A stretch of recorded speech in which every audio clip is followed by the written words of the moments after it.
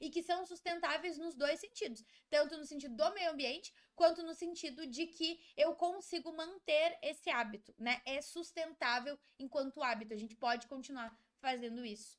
Então, dá para pensar por esse lado também. Os nossos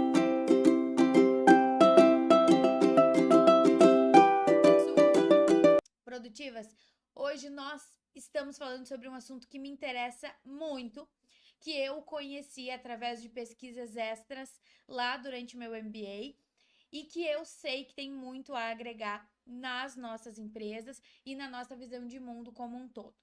Vocês sabem que tem uma bandeira que eu sempre levanto, que é a bandeira do estudo, que é a bandeira do estar por dentro daquilo que está acontecendo e que é relevante.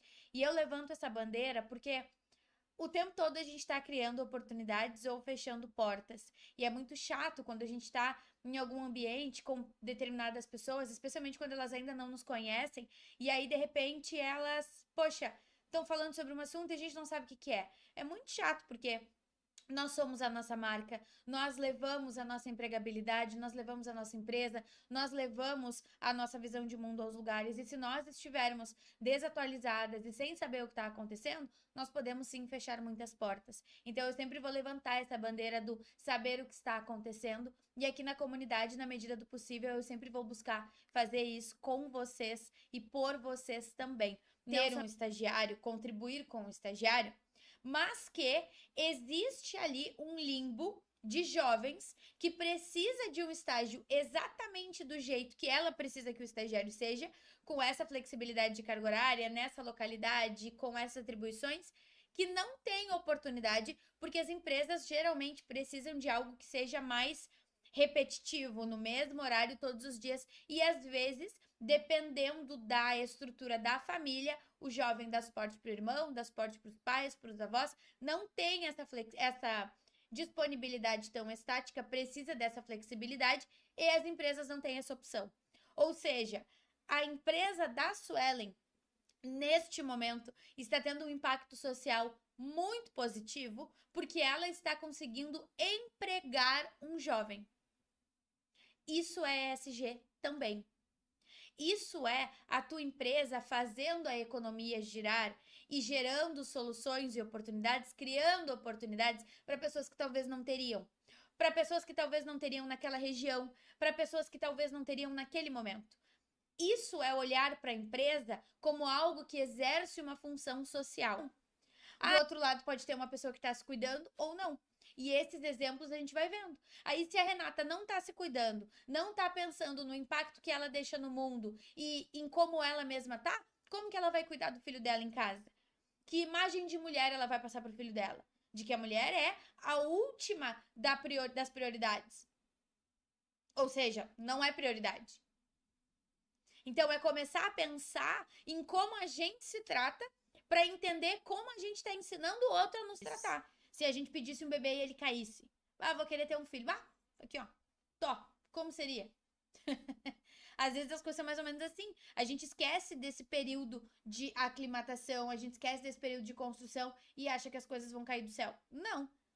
Existe um processo de gestação de determinado resultado que a gente queira construir. Então, se eu estou crescendo, os meus processos da minha gestão precisam ir crescendo comigo. E aí vai ser sustentável para mim aquilo que aceite a minha personalidade, que aceitem os meus valores, que seja verdadeiramente coerente com quem a empresa se propõe a ser. Então, eu tô vendendo mais, eu tô faturando mais, eu também tô gerindo melhor.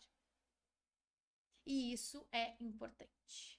E aí aqui nós temos os contatos da Rê, porque a Rê tem um alinhamento total com tudo isso que a gente falou na aula de hoje.